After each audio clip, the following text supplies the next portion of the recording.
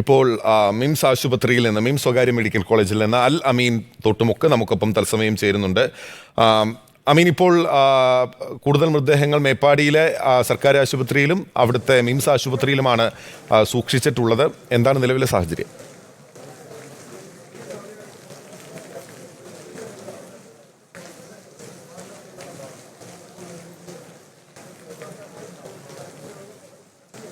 നിരവധി മൃതദേഹങ്ങൾ, അതുപോലെ തന്നെ പരുക്ക് പറ്റിയ നിരവധി ആളുകൾ, അവരൊക്കെയാണ് ഈ ആശുപത്രികളിലുള്ളത്. അവിടെ മന്ത്രിതല സംഘം ഇപ്പോൾ സന്ദർശിക്കുകയാണ്. മന്ത്രി VN വാസവനും അതുപോലെ മുഹമ്മദ് റിയാസും കെ രാജനും ഉൾപ്പെടെയുള്ളവർ ഈ മിംസ് ആശുപത്രിയിലെത്തി രോഗികളെ സന്ദർശിച്ചതിന് ശേഷം പുറത്തേക്ക് പോവുകയാണ്. ആശുപത്രിയിൽ അടിയന്തരമായി ഒരുക്കേണ്ട മറ്റ് സംവിധാനങ്ങൾ, സൗകര്യങ്ങൾ, അതിനെക്കുറിച്ചൊക്കെയാണ് അവർ വിലയിരുത്തിയത്. ഏതായാലും ഈ സ്വകാര്യ ആശുപത്രിയിൽ ഉൾപ്പെടെ വേണ്ടത്ര സൗകര്യങ്ങൾ നിലവിലുണ്ട് എന്നുള്ളതാണ് മന്ത്രിമാർ പറയുന്നത്. മറ്റ് സൗകര്യങ്ങൾ നിലവിൽ ഒരുക്കേണ്ടതില്ല. നിലവിൽ ഇവിടെ ചികിത്സയിൽ കഴിയുന്ന രോഗികളൊക്കെ തന്നെ ഇവിടുത്തെ സൗകര്യങ്ങളിൽ തൃപ്തരാണെന്ന് കൂടി മന്ത്രിമാർ പറയുകയും ചെയ്യുന്നുണ്ട്. ഇവിടെ ആശുപത്രിക്ക് മുന്നിൽ തന്നെ ബോർഡ് സ്ഥാപിച്ചിട്ടുണ്ട്. ഇവിടെ ചികിത്സയിൽ കഴിയുന്ന രോഗികളുടെ, അതുപോലെ തന്നെ അവരുടെ പേര് വിവരങ്ങളൊക്കെ ഇവിടെ രേഖപ്പെടുത്തിയിട്ടുണ്ട്. ഒപ്പം മരണപ്പെട്ടവരുടെ, ആശുപത്രിയിൽ എത്തിച്ചതിന് ശേഷം മരണപ്പെട്ടവരുടെ, മൃതദേഹമായി വന്നതല്ല, അല്ലാതെ ഇവിടെ പരിക്ക് പറ്റി ഇവിടെ എത്തിച്ചതിന് ശേഷം മരണപ്പെട്ടവരുടെ വിവരങ്ങൾ ഉൾപ്പെടെയുള്ള കാര്യങ്ങൾ ഇവിടെ എഴുതിയിരിക്കുകയാണ്. ബന്ധുക്കൾക്ക് ഇവിടെ വന്ന് ഈ പട്ടിക നോക്കി അവരുടെ വേണ്ടപ്പെട്ടവർ ഇവിടെ ചികിത്സയിലുണ്ടോ അല്ലെങ്കിൽ മരണപ്പെട്ടിട്ടുണ്ടോ എന്നതടക്കമുള്ള കാര്യങ്ങൾ തിരിച്ചറിയുന്നതിന് വേണ്ടിയാണ് ഇത്തരത്തിൽ പ്രവേശന കവാടത്തിൽ തന്നെ പേര് വിവരങ്ങൾ രേഖപ്പെടുത്തിയിരിക്കുന്നത്. ഈ ആശുപത്രിയിൽ, ഈ വിംസ് ആശുപത്രിക്ക് അകത്തേക്ക് കയറിയപ്പോൾ കണ്ട മറ്റൊരു ദയനീയമായ കാഴ്ച എന്ന് പറയുന്നത് ആരുടെയും ഉള്ളുലയ്ക്കുന്ന ഒന്നാണ്. 8 വയസ്സുകാരിയായ അവന്തിക എന്ന് പറയുന്ന ഒരു മകൾ, അവളുടെ വീട്ടിലെ 5 പേർ, മാതാപിതാക്കളടക്കം 5 പേർ ഈ അപകടത്തിൽ മരിച്ചിരിക്കുകയാണ്. അപ്പം ബന്ധുക്കളായ 4 പേരെ കാണാനുമില്ല. ആ കുടുംബത്തിൽ ഇപ്പോൾ അവന്തിക മാത്രമാണ് ശേഷിക്കുന്നത്. സാരമായ പരിക്കുകളോടെ അവന്തികയെ രക്ഷിക്കാനായെങ്കിലും ഒപ്പമുള്ളവരെ രക്ഷിക്കാനായില്ല എന്ന് മാത്രമല്ല, അവന്തികയ്ക്ക് ജീവിതത്തിൽ ഇനി ഒറ്റയ്ക്ക് പ്രയാണം നടത്തേണ്ട ഒരു സാഹചര്യമാണ്. അവന്തികയ്ക്ക് മുഖത്തിനും അതുപോലെ തന്നെ കാലിനുമൊക്കെ സാരമായിട്ടുള്ള പരിക്കുണ്ട്. നാളെ ഈ കാലിന് വേണ്ടി പ്രത്യേക സർജറി നാളെ നിശ്ചയിച്ചിട്ടുണ്ട്. ശസ്ത്രക്രിയ, അടിയന്തര ശസ്ത്രക്രിയ നാളെ നിശ്ചയിക്കുകയും ചെയ്തിട്ടുണ്ട്. അങ്ങനെ നിരവധി പേരാണ് വിവിധ ആശുപത്രികളിൽ ഈ തരത്തിൽ ചികിത്സയിൽ കഴിയുന്നത്. പലരും വന്ന് അവരുടെ ബന്ധുക്കളുണ്ടോ എന്നൊക്കെ ഇവിടെ നോക്കി പോകുന്നൊരു കാഴ്ച ഈ ആശുപത്രി പരിസരത്തൊക്കെ തന്നെ പ്രകടമാണ്. അവരുടെ ബന്ധുക്കളുടെ പേര് വിവരങ്ങൾ ഇവിടെ ഇല്ല എന്നറിയുമ്പോൾ വളരെ വിഷമത്തോടു കൂടി പോകുന്നൊരു സാഹചര്യവുമുണ്ട്. മറ്റൊരാളെ കണ്ടപ്പോൾ അവരുടെ അച്ഛനും അതുപോലെ തന്നെ അമ്മയും ബന്ധുക്കളും കാണാതായൊരു സാഹചര്യം. വീട് ഇരുന്ന പരിസരം, വീട് പൂർണ്ണമായും ഈ മണ്ണൊലിപ്പിൽ അല്ലെങ്കിൽ ഉരുൾപൊട്ടലിൽ തകർന്നിരിക്കുകയാണ്. മണ്ണിനടിയിലേക്ക് വീട് താഴ്ന്നു പോകുന്നൊരു സാഹചര്യം. ആ പരിസരത്ത് നിന്ന് ചിലരെ രക്ഷപ്പെടുത്തി ചിലരുടെ മൃതദേഹങ്ങൾ കണ്ടെടുക്കുകയും ചെയ്തു. പക്ഷേ അമ്മയുടെ ഫോണിൽ വിളിക്കുമ്പോൾ ഫോൺ ബെല്ലടിക്കുന്നുണ്ട്, എടുക്കുന്നില്ല. എന്ത് സംഭവിച്ചു എന്ന് അറിയില്ല. ആ തരത്തിൽ പ്രതീക്ഷയേറ്റ, ആ തരത്തിൽ വലിയ രീതിയിൽ നടക്കുന്ന ആളുകളുമുണ്ട്. അങ്ങനെ എല്ലാ തരത്തിലും കടലിരിക്കുന്ന കാഴ്ചകൾ തന്നെയാണുള്ളത്. ഇപ്പോൾ മന്ത്രിമാർ ഈ വിംസ് ആശുപത്രിയിൽ നിന്ന് മടങ്ങുകയാണ്. അവർ ഈ സർക്കാർ ആശുപത്രിയിലും സ്വകാര്യ ആശുപത്രികളിലും ചികിത്സയിൽ കഴിയുന്നവരുടെ സാഹചര്യം വിലയിരുത്തുന്നതിനും അവർക്ക് മറ്റേതെങ്കിലും ചികിത്സാ സൗകര്യങ്ങൾ ഇവിടെ ഉള്ളതിന് പുറമെ മറ്റ് സൗകര്യങ്ങൾ ഏർപ്പെടുത്തണമോ എന്നതടക്കമുള്ള കാര്യങ്ങൾ പരിശോധിക്കുന്നതിന് വേണ്ടിയാണ് എത്തിയിട്ടുള്ളത്. വേണ്ട നിർദ്ദേശങ്ങളൊക്കെ തന്നെ ആശുപത്രികൾക്ക് നൽകുകയും ചെയ്തിട്ടുണ്ട്. ആ തരത്തിൽ പ്രത്യേക സൗകര്യങ്ങളൊക്കെ ഒരുക്കണമെങ്കിൽ അതിന് വേണ്ട നിർദ്ദേശങ്ങളൊക്കെ നൽകിയിട്ടാണ് മടങ്ങുന്നത്. മാത്രമല്ല, ഈ രക്ഷാപ്രവർത്തനങ്ങൾക്ക് മന്ത്രിമാർ ഉൾപ്പെടെയുള്ളവർ നേതൃത്വം നൽകുകയും ചെയ്യുന്നുണ്ട്. കനത്ത മഴ ഇപ്പോഴും തുടരുന്നു എന്നുള്ളതാണ് ഏറെ പ്രധാനം. ദുരന്ത നിവാരണ സേനയുടെ ആളുകളൊക്കെ എത്തിയിട്ടുണ്ട്. സൈന്യമൊക്കെ എത്തിയെങ്കിലും ഈ മഴയത്ത് ഈ രക്ഷാപ്രവർത്തനം വളരെ ദുഷ്കരമായി തന്നെ തുടരുകയാണ്. നാളെ രാവിലെ ആയിരിക്കും ഇനി ആ അർത്ഥത്തിൽ ഒരു രക്ഷാപ്രവർത്തനത്തിലേക്ക് ദുരന്ത നിവാരണ അതോറിറ്റി അധികൃതരും അതുപോലെ തന്നെ സൈന്യവുമൊക്കെ കടക്കുക എന്നുള്ളതാണ് ലഭിക്കുന്ന വിവരം. അവിടേക്ക് കടന്നു പോകുന്നതിന് ഒറ്റപ്പെട്ടു പോയ പലയിടങ്ങളിലേക്കും കടന്നു പോകുന്നതിന് താൽക്കാലിക പാലമൊക്കെ തയ്യാറാക്കേണ്ടതുണ്ട്, ക്രമീകരിക്കേണ്ടതുണ്ട്. അതിനുള്ള നടപടികളൊക്കെ ആരംഭിക്കുകയും ചെയ്തിട്ടുണ്ട് പലയിടങ്ങളിലും.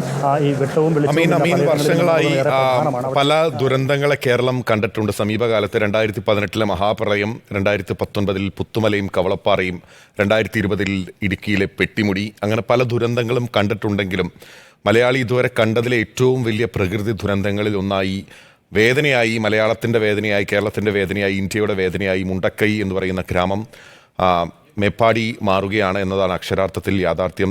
അമീൻ, അവിടെ നിന്ന് റിപ്പോർട്ട് ചെയ്യുമ്പോൾ ആ മനുഷ്യരുടെ എല്ലാം സാഹചര്യം എത്രത്തോളം നിസ്സഹായതയിലാണ് ആ മനുഷ്യർ നിൽക്കുന്നത് എന്ന് നമുക്കറിയാം. ഇത്ര വലിയ ഒരു ദുരന്തമുഖത്ത് നിൽക്കുമ്പോൾ എന്താണ് അമീൻ നമുക്ക് അവിടെ നിന്ന് പറയാനാകുന്നത്?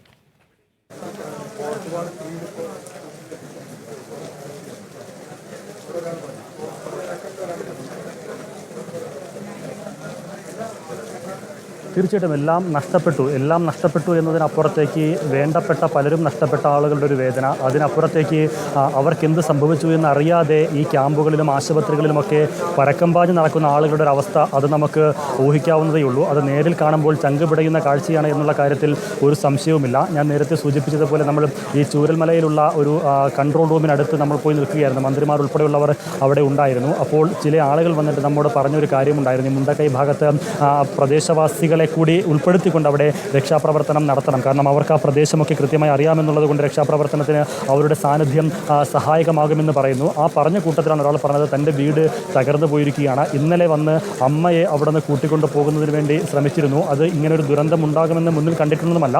അമ്മയെ തൻ്റെ വീട്ടിലേക്ക് കൊണ്ടുപോകുന്നതിന് വേണ്ടി ശ്രമിക്കുകയും അമ്മയെ വിളിക്കുകയും ചെയ്തിരുന്നു. പക്ഷേ അമ്മ പറഞ്ഞത് പ്രായമുള്ള അമ്മയാണ്, മാത്രമല്ല വീട്ടിൽ വളർത്തുനായുണ്ട്, മറ്റ് സാധന സാമഗ്രികളുണ്ട്. ഈ കനത്ത മഴയത്ത് ഈ വളർത്തുനായയ്ക്ക് അവിടെ ഉപേക്ഷിച്ച് പോകാനും വയ്യ, ഇതെല്ലാം എടുത്തുകൊണ്ട് പോകാനും പറ്റാത്ത സാഹചര്യം. അതുകൊണ്ട് ഞാൻ വരുന്നില്ല മകനെ, ഇവിടെ തന്നെ തുടരാമെന്ന് പറഞ്ഞ് ഇളയ മകനെ മടക്കി അയക്കുന്നൊരു സാഹചര്യം. ഇന്നിപ്പോൾ വരുന്ന വാർത്ത ആ അമ്മ ഉൾപ്പെടെ അപകടത്തിൽ മരിച്ചു എന്നുള്ളതാണ്. മറ്റു ചിലരെക്കുറിച്ച് ഒരു വിവരവുമില്ല എന്നുള്ളതും അവിടെ കരഞ്ഞു പറയുന്ന ഒരു സാഹചര്യമാണ്. ഒപ്പമുള്ളവർക്ക് എന്ത് സംഭവിച്ചു എന്ന് അന്വേഷിച്ച് നടക്കുന്ന ചില ആളുകൾ. അതോടൊപ്പം മൊബൈലിൽ വിളിക്കുമ്പോൾ അച്ഛൻ്റെ ഫോണ് റിങ് ചെയ്യുകയാണ്, അതിൽ ബെല്ലടിക്കുകയാണ്. തുടർച്ചയായി വിളിക്കുന്നുണ്ട്, ഫോൺ ബെല്ലടിക്കുകയും ചെയ്യുന്നുണ്ട്. പക്ഷേ ഒരു പ്രതികരണമില്ല, ഫോൺ എടുക്കുന്നില്ല, എവിടെയാണെന്നറിയില്ല. വീട്ടിലേക്ക് ചെന്ന് നോക്കുമ്പോൾ വീട് അത് മണ്ണിനടിയിലേക്ക് താഴ്ന്നു പോയൊരു സാഹചര്യം. കോൺക്രീറ്റ് പാളിയൊക്കെ പൂർണ്ണമായും നിലംപതിച്ചിരിക്കുകയാണ്. സമീപത്തുള്ള വീടുകളിൽ നിന്ന് ചില ആളുകളെ രക്ഷിച്ചു, പക്ഷേ നിരവധി മൃതദേഹങ്ങൾ കണ്ടെടുക്കുകയും ചെയ്തു. തങ്ങളുടെ ഉറ്റവർക്ക് എന്ത് പറ്റിയെന്നറിയാൻ വയ്യ. പക്ഷേ ഈ ഫോണ് തുടർച്ചയായി ബെല്ലടിക്കുന്നത് കൊണ്ട് അതിൽ വലിയ പ്രതീക്ഷയുണ്ട്. അച്ഛൻ്റെ ഫോണ് ബെല്ലടിക്കുന്നു എന്ന് പറഞ്ഞ് നമ്മുടെ ചെവിയിലേക്ക് ആ ഫോൺ കൊണ്ട് വെക്കുകയായിരുന്നു. അങ്ങനെ ബെല്ലടിച്ചിട്ട് എടുക്കുന്നില്ല. അപ്പോൾ ബെല്ലടിക്കുന്നത് കൊണ്ട് സ്വാഭാവികമായും അച്ഛനും മറ്റ് കുടുംബത്തിലുണ്ടായിരുന്ന മറ്റാളുകളുമൊക്കെ സുരക്ഷിതരായി എവിടെയെങ്കിലും ഉണ്ടാകുമെന്ന് പറഞ്ഞ് ക്യാമ്പുകളൊക്കെ കയറി ഇറങ്ങുന്നു. ആശുപത്രികളിൽ ഓരോ വാർഡുകളും കയറി ഇറങ്ങുന്ന ഒരു സാഹചര്യം.